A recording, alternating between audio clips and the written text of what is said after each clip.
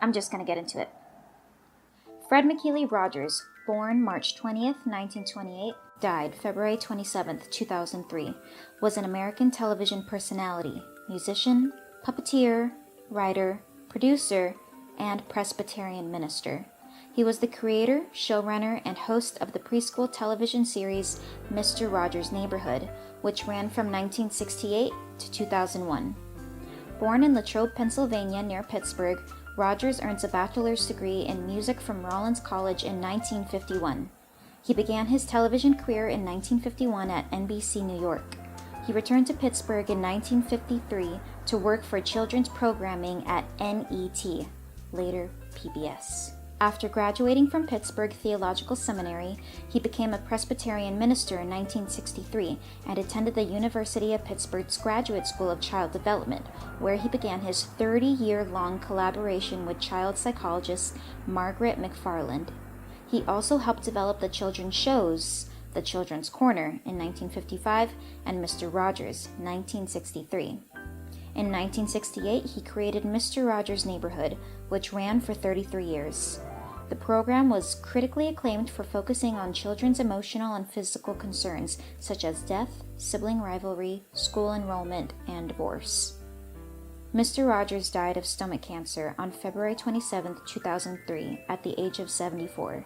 His work in children's television has been widely lauded, and he received over 40 honorary degrees and several awards, including the Presidential Medal of Freedom in 2002 and a Lifetime Achievement Emmy in 1997. He was inducted into the Television Hall of Fame in 1999. Rogers influenced many writers and producers of children's television shows, and his broadcasts have served as a source of comfort during tragic events, even after his death.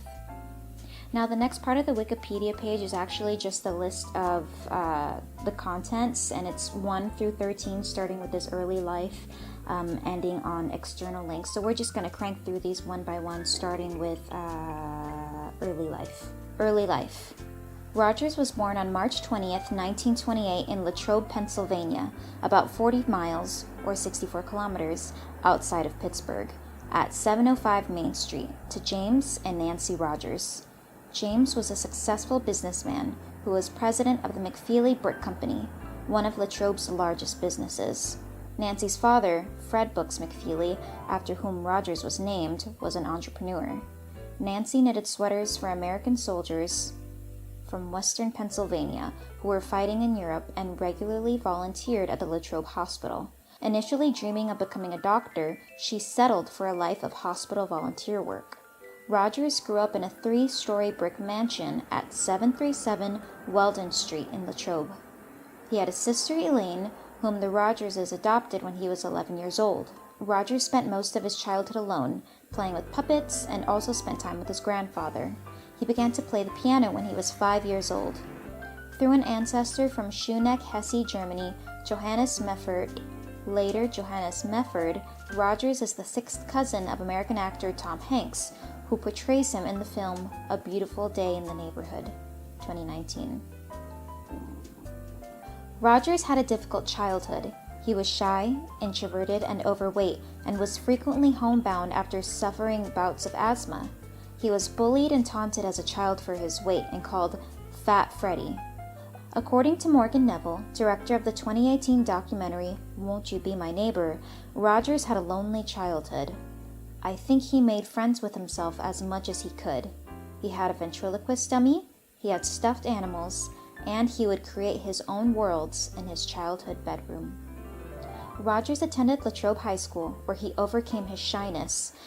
It was tough for me at the beginning, Rogers told NPR's Terry Gross in 1984. And then I made a couple friends who found out the core of me was okay. And one of them was the head of the football team. Rogers served as president of the Student Council, was a member of the National Honor Society, and was editor-in-chief in the school yearbook. He attended Dartmouth College for 1 year before transitioning to Rollins College in Winter Park, Florida. He graduated magna cum laude in 1951 with a degree in music composition. Rogers graduated from Pittsburgh Theological Seminary and was ordained a minister of the United Presbyterian Church in 1963. His mission as an ordained minister, instead of being a pastor of a church, was to minister to children and their families through television.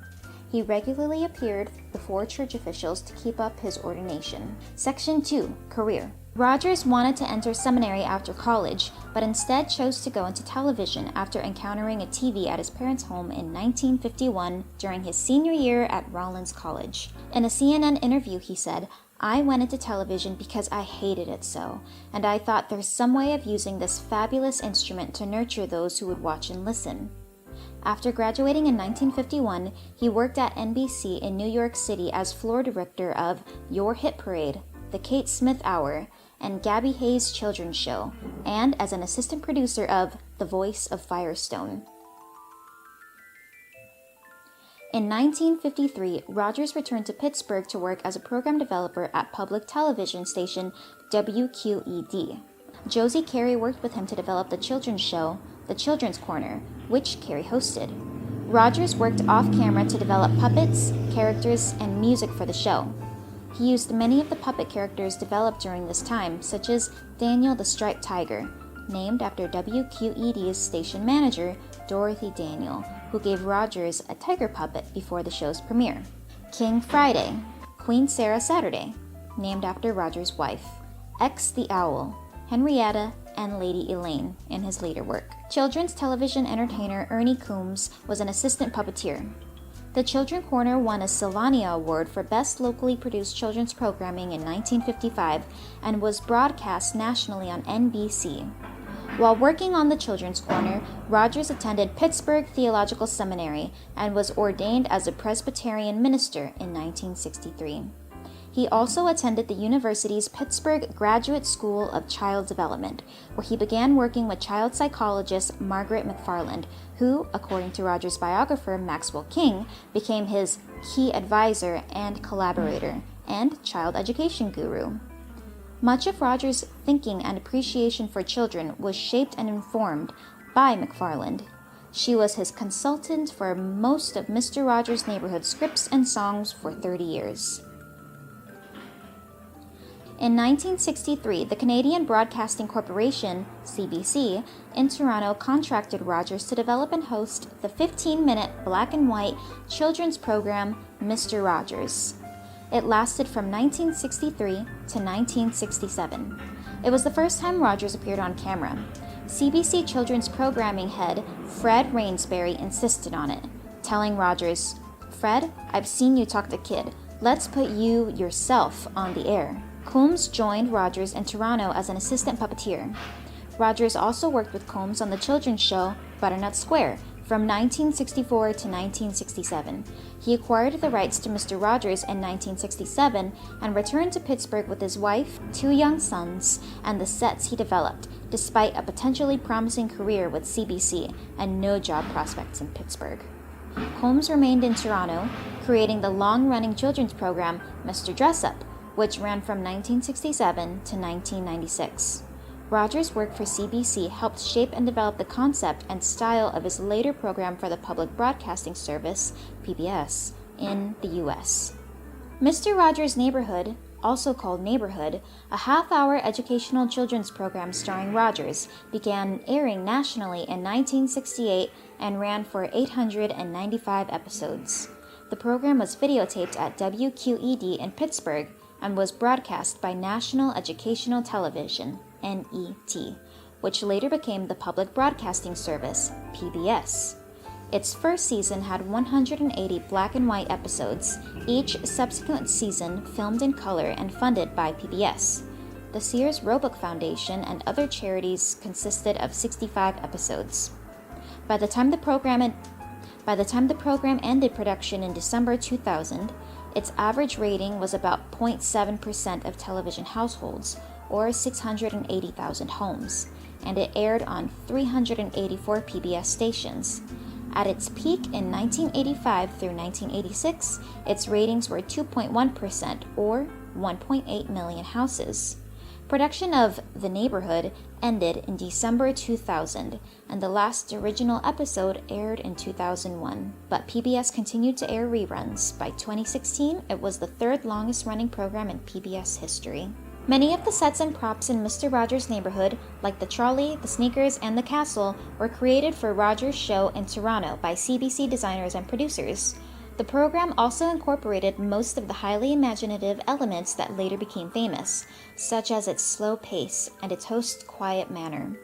The format of Mr. Rogers' Neighborhood remained virtually unchanged for the entire run of the program. Every episode begins with a camera's eye view of a model of a neighborhood, then panning in closer to a representation of a house, while a piano instrumental of the theme song Won't You Be My Neighbor by music director Johnny Costa and inspired by Beethoven's Sonata is played. The camera zooms in to a model representing Mr. Rogers' house, then cuts to the house's interior and pans across the room to the front door, which Rogers opens as he sings the theme song to greet his visitors while changing his suit jacket to a cardigan, knitted by his mother, and his dress shoes to sneakers, complete with the shoe tossed from one hand to the other. Now right here there's a photo of the trolley from Mr. Rogers' Neighborhood. Let me just read you the caption. The caption says, "Neighborhood trolley for Mr. Rogers' Neighborhood set at WQED Studios in Pittsburgh." The episode's theme is introduced, and Mr. Rogers leaves his home to visit another location, the camera panning back to the neighborhood model and zooming into the new location as he enters it. Once this segment ends, Mr. Rogers leaves and returns to his home, indicating that it is time to visit the neighborhood of make-believe. Mr. Rogers proceeds to the window seat by the trolley track and sets up the action there as the trolley comes out. The cameraman follows it down a tunnel in the back wall of the house as it enters the neighborhood of make-believe. The stories and lessons told take place over a series of a week's worth of episodes and involve puppet and human characters. The end of the visit occurs when the trolley returns to the same tunnel from which it emerged, reappearing in Mr. Rogers' home. He then talks to the viewers before concluding the episode. He often feeds his fish, cleans up any props he has used, and returns to the front room, where he sings the closing song while changing back into his dress shoes and jacket. He exits the front door as he ends the song, and the camera zooms out of his home and pans across the neighborhood model as the episode ends.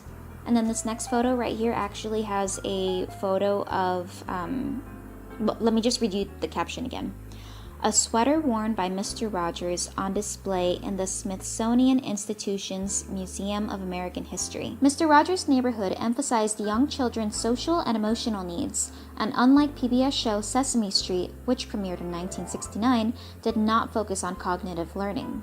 Writer Kathy Murlock Jackson said, "While both shows target the same preschool audience and prepare children for kindergarten, Sesame Street concentrates on school readiness skills, while Mr. Rogers' Neighborhood focuses on the child's developing psyche and feelings and sense of moral and ethical reasoning." The neighborhood also spent fewer resources on research than Sesame Street, but Rogers used early childhood education concepts taught by his mentor Margaret McFarland, Benjamin Spock, Eric Erickson, and T. Barry Brazelton in his lessons. As the Washington Post noted, Rogers taught young children about civility, tolerance, sharing, and self-worth in a reassuring tone and leisurely cadence. He tackled difficult topics such as the death of a family pet, sibling rivalry, the addition of a newborn into a family, moving and enrolling in a new school, and divorce. For example, he wrote a special segment that dealt with the assassination of Robert F. Kennedy that aired June 7, 1968, days after the assassination occurred. According to King, the process of putting each episode of Mr. Rogers' Neighborhood together was painstaking, and Rogers' contribution to the program was astounding. Rogers wrote and edited all of the episodes, played the piano, and sang for most of the songs. He wrote 200 songs and 13 operas, created all the characters, both puppet and human, played most of the major puppet roles, hosted every episode, and produced and approved every detail of the program. The puppets created for the neighborhood of make-believe included an extraordinary variety of personalities. They were simple puppets, but complex, complicated, and utterly honest beings. In 1971, Rogers formed Family Communications, Inc., FCI, now the Fred Rogers Company, to produce The Neighborhood, other programs, and non-broadcast materials. In 1975, Rogers stopped producing Mr. Rogers' Neighborhood to focus on adult programming. Reruns of The Neighborhood continued to air on PBS. King reports that the decision caught many of his coworkers and supporters off guard. Rogers continued to confer with McFarland about child development and early childhood education, however. In 1979, after an almost 5-year hiatus, Rogers returned to producing The Neighborhood. King calls the new version stronger and more sophisticated than ever. King writes that by the program's second run in the 1980s, it was such a cultural touchstone that it had inspired numerous parodies, and most notably Eddie Murphy's parody on Saturday Night Live in the 1980s. Rogers retired from producing The Neighborhood in 2001 at the age of 73, although reruns continued to air. He and FCI had been making about 2 or 3 weeks of new programs per year for many years, filling the rest of his time slots from a library of about 300 shows made since 1979. The final original episode of Mr. Rogers' Neighborhood aired on August 31st, 2001. And over here to the right we have another photo from Mr. Rogers' Neighborhood. Rogers and Francois Clemens reprising their famous footbath in 1993. The 1969 scene was a message of inclusion during an era of racial segregation. In 1978, while on hiatus from Mr. Rogers' Neighborhood, Rogers wrote, produced and hosted a 30-minute interview program for adults on PBS called Old Friends, New Friends. It lasted 20 episodes. Rogers' guests included Hoagie Carmichael, Helen Hayes, Milton Berle, Lauren Hollander, poet Robert Frost's daughter Leslie, and Willie Stargell. Rogers appeared as the first guest on the long-running Soviet children's TV show Good Night, Little Ones on December 7, 1988, which coincided with Soviet leader Mikhail Gorbachev's summit with American President Ronald Reagan in Washington, D.C. The Soviet program's host, Tatiana Bendeneva, also appeared on Mr. Rogers' Neighborhood in a series of episodes about Rogers' visit to the Soviet Union. In 1994, Rogers wrote, produced, and hosted a special for PBS called Fred Rogers Heroes, which featured interviews and portraits of 4 people from across the country who were having a positive impact on children and education. The first time Rogers appeared on television as an actor, not himself, was a 1996 episode of Dr. Quinn, Medicine Woman, playing a preacher. In 1969, Rogers testified before the U.S. Senate Subcommittee on Communications, which was chaired by Democratic Senator John Pastor of Rhode Island. President Lyndon Johnson had proposed a $20 million bill for the creation of PBS before he left office, but his successor, Richard Nixon, wanted to cut the funding to $10 million. Even though Rogers was not yet nationally known, he was chosen to testify because of his ability to make persuasive arguments and to connect emotionally with his audience. The clip of Rogers' testimony, which was televised and has since been viewed by millions of people on the internet, helped to secure the funding for PBS for many years afterwards. According to King, Rogers' testimony was considered one of the most powerful pieces of testimony ever offered before Congress, and one of the most powerful pieces of video presentation ever filmed. It brought Pastor to tears, and also, according to King, has been studied by public relations experts and academics. Congressional funding for PBS increased from $9 million to $22 million. In 1970, Nixon appointed Rogers as chair of the White House Conference of Children and Youth. Rogers gave scores and interviews. Though reluctant to appear on television talk shows, he would usually charm the host with his quick wit and ability to ad-lib on a moment's notice. Rogers was one of the country's most sought-after commencement speakers, making over 150 speeches. His friend and colleague David Newell reported that Rogers would agonize over a speech, and King reported that Rogers was at his least guarded during his speeches, which were about children, television, education, his view on the world, how to make the world a better place, and his quest for self-knowledge. His tone was quiet and informal, but commanded attention. In many speeches, including the ones he made accepting a Lifetime Achievement Emmy in 1997 for his induction into the Television Hall of Fame in 1999, and his final commencement speech at Dartmouth College in 2002, he instructed his audiences to remain silent and think for 10 seconds about someone who had a good influence on them. Part 3. Personal life. Rogers met Sarah Joanne Bird, called Joanne, from Jacksonville, Florida, while attending Rollins College. They were married in 1952 and remained so for 50 years until his death in 2003. They had 2 sons, James and John. Joanne was an accomplished pianist who, like Fred, earned a bachelor's from Rollins and went on to earn a master's degree in music from Florida State University. She performed publicly with her college classmate Janine Morrison from 1976 to 2008. According to biographer Maxwell King, Rogers' close associates said he was absolutely faithful to his marriage vows. Rogers was red-green colorblind. He became a pescatarian in 1970 after the death of his father, and a vegetarian in the early 1980s, saying he couldn't eat anything that had a mother. He became a co-owner of Vegetarian Times in the mid-1980s and said in one issue, "I love tofu burgers and beets." He told Vegetarian Times that he had become a vegetarian for both ethical and health reasons. According to King, Rogers also signed his name to a statement protesting wearing animal furs. Rogers was a registered Republican, but according to Joanne Rogers, he was very independent in the way he voted, choosing not to talk about politics because he wanted to be impartial. Rogers was a Presbyterian, and many of the messages he expressed in Mr. Rogers' Neighborhood were inspired by the core tenets of Christianity. He believed that teaching through example was as powerful as preaching.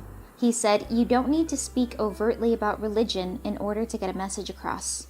According to Raya Shia Tuttle, Rogers considered his faith a fundamental part of his personality and called the space between the viewer and the television set holy ground. But despite his strong faith, Rogers struggled with anger, conflict, and self-doubt, especially at the end of his life. He also studied Catholic mysticism, Judaism, Buddhism, and other faiths and cultures. King called him that unique television star with a real spiritual life, emphasizing the values of patience, reflection, and silence in a noisy world. King reported that despite Rogers' family's wealth, he cared little about making money and lived frugally, especially as he and his wife grew older. King reported that Rogers' relationship with his young audience was important to him. For example, since hosting Mr. Rogers in Canada, he answered every letter sent to him by hand. After Mr. Rogers' Neighborhood began airing in the US, the letters increased in volume, and he hired staff member and producer Hida Sharapan to answer them, but he read, edited, and signed each one. King wrote that Rogers saw responding to his viewers' letters as a pastoral duty of sorts. The New York Times called Rogers a dedicated lap swimmer, and Tom Junned, author of Can You Say Hero?, the 1998 Esquire profile of Rogers, said, "Nearly every morning of his life, Mr. Rogers had gone swimming. Rogers began swimming when he was a child at his family's vacation home outside Latrobe, where they owned a pool, and during the winter trips to Florida." King wrote that swimming and playing the piano were lifelong passions, and that both gave him a chance to feel capable and in charge of his destiny, and that swimming became an important part of the strong sense of self-discipline he cultivated. Rogers swam daily at the Pittsburgh Athletic Association after waking every morning between 4:30 and 5:30 a.m. to pray and to read the Bible and prepare himself for the day. He did not smoke or drink. According to Junned, he did nothing to change his weight from the 143 pounds he weighed for most of his adult life. In 1998, this also included napping daily, going to bed at 9:30 p.m., and sleeping 8 hours per night without interruption. Junned said Rogers saw his weight as a destiny fulfilled, telling Junned, "The number 143 means I love you. It takes 1 letter to say I, and 4 letters to say love, and 3 letters to say you." Part 4. Death and Memorials. After Rogers' retirement in 2001, he remained busy working with FCI, studying religion and spirituality, making public appearances, traveling, working on a children's media center named after him at St. Vincent College in Latrobe with Arch-Abbot Douglas Nowicki, Chancellor of the college. By the summer of 2002, his chronic stomach pain had become severe enough for him to see a doctor about it, and in October 2002, he was diagnosed with stomach cancer. He delayed treatment until after he served as Grand Marshal of the 2003 Rose Parade with Arc Linkletter and Bill Cosby in January. On January 6th, Roger underwent stomach surgery. He died less than 2 months later on February 27, 2003, 1 month before his 75th birthday, at his Pittsburgh home, with his wife of 50 years, Joanne, at his side. While comatose shortly before his death, he received the last rites of the Catholic Church from Arch-Abbot Nowicki. He was survived by his wife, 2 sons, and 3 grandsons. The following day, the Pittsburgh Post-Gazette covered Rogers' death on the front page and dedicated an entire section to his death and impact. The newspaper also reported that by noon, the internet was already full of appreciative pieces by parents, viewers, producers, and writers. Rogers' death was widely lamented. Most U.S. metropolitan newspapers ran his obituary on their front page, and some dedicated entire sections to coverage of his death. WQED aired programs about Rogers the evening he died. The Post-Gazette reported that the ratings for their coverage were 3 times higher than their normal ratings. That same evening, Nightline on NBC broadcast a rerun of a recent interview with Rogers. The program got the highest ratings of the day, beating the February average ratings of Late Show with David Letterman and The Tonight Show with Jay Leno. On March 4th, the House of Representatives unanimously passed a resolution honoring Rogers, sponsored by Representative Mike Doyle from Pennsylvania. On March 1, 2003, a private funeral was held for Rogers in Unity Chapel, which was restored by Rogers' father, at Unity Cemetery in Latrobe.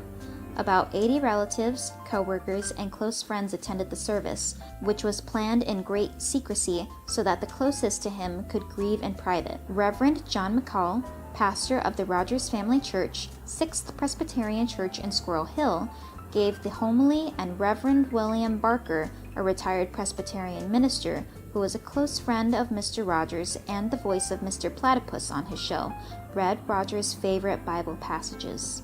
Rogers was interred at Unity Cemetery in Latrobe, Pennsylvania, in a mausoleum owned by his mother's family. On May 3, 2003, a public memorial was held at Heinz Hall in Pittsburgh. According to the Post-Gazette, 2,700 people attended. Violinist Ishak Perlman, celloist Yo-Yo Ma, and organist Alan Morrison performed in honor of Rogers. Barker officiated the service. Also in attendance were Pittsburgh philanthropist Elsie Hillman, former Good Morning America host David Hartman, The Very Hungry Caterpillar author Eric Carle, and Arthur creator Mark Brown. Businesswoman and philanthropist Teresa Hines, PBS president Pat Mitchell, and executive director of the Pittsburgh Project Salim Gubrel gave remarks. Jeff Erlinger, who at the age of 10 appeared on Mr. Rogers' Neighborhood in 1981 to explain his electric wheelchair, also spoke. The memorial was broadcast several times on Pittsburgh television stations and websites throughout the day. Part 5. Legacy. Mark Brown, creator of another PBS show, Arthur, considered Rogers both a friend and a terrific role model for how to use television and the media to be helpful to kids and families. Josh Selig, creator of Wonder Pets, credits Rogers with influencing his use of structure and predictability and his use of music, opera, and originality. Rogers inspired Angela Santomero, co-creator of the children's television show Blue's Clues, to earn a degree in developmental psychology and go into educational television.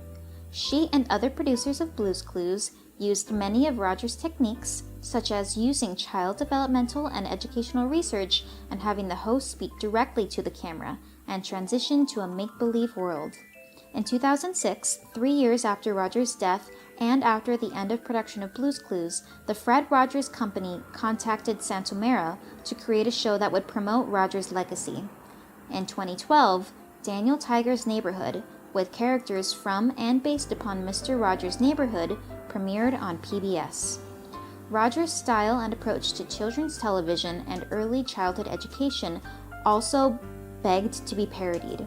Comedian Eddie Murphy parodied Mr. Rogers' Neighborhood on Saturday Night Live during the 1980s. Rogers told interviewer David Letterman in 1982 that he believed parodies like Murphy's were done with kindness in their hearts. Videos of Rogers' 1969 testimony in defense of public programming had experienced a resurgence since 2012, going viral at least twice. It first resurfaced after the presidential candidate Mitt Romney suggested cutting funding for PBS. In 2017, video of the testimony again went viral after President Donald Trump proposed defunding several arts-related government programs, including PBS and the National Endowment of the Arts.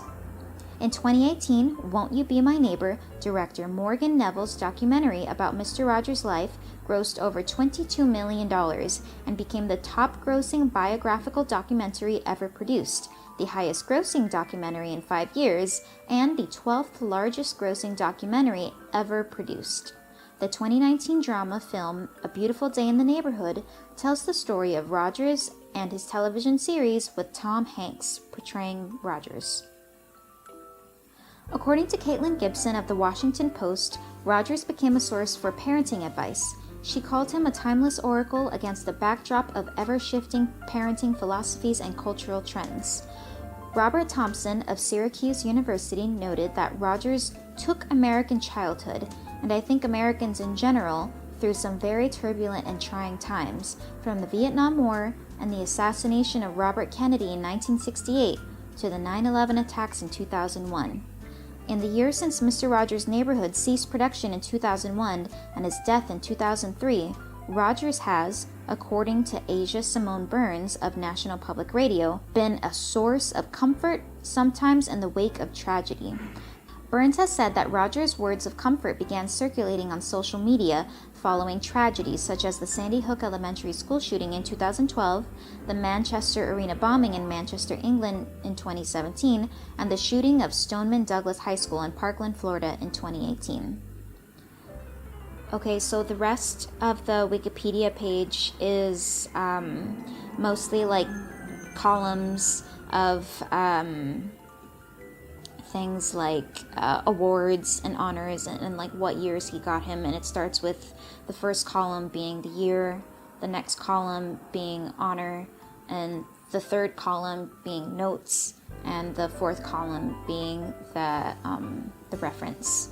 And then below that we have what museum exhibits he's featured in, art pieces, honorary degrees, and these are again just listed below. And then there's the filmography column, where the first column has the year, it looks like, and the second column has the title. Then there's the published works, and the published works, it's just the list really of children's books, first experience series, who I guess is illustrated by Jim Judkey's Let's Talk About It series, and then songbooks, books for adults, you get it. Then there's another list right here for his discography, and then it says see also Won't You Be My Neighbor 2018 documentary, which seems to also have its own Wikipedia page now, and A Beautiful Day in the Neighborhood 2019 biographical film, and also a list of vegetarians. I guess he's a pretty notable vegetarian. And the rest is just the entire list of references for the entire Wikipedia page itself. It looks like there's a total of 1 through 191 references, and then just some more external links at the bottom. Yeah, I hope you enjoyed learning the truth about Mr. Rogers. I mean, honestly, the Wikipedia, I know teachers bash on it, but honestly, like, everything's pretty much cross-referenced and checked on pretty frequently, so I do think it's pretty reliable. But yeah, if you find that none of these things are true for some reason, write something in the comments below, let me know, and we'll go edit that Wikipedia page so that it's all true.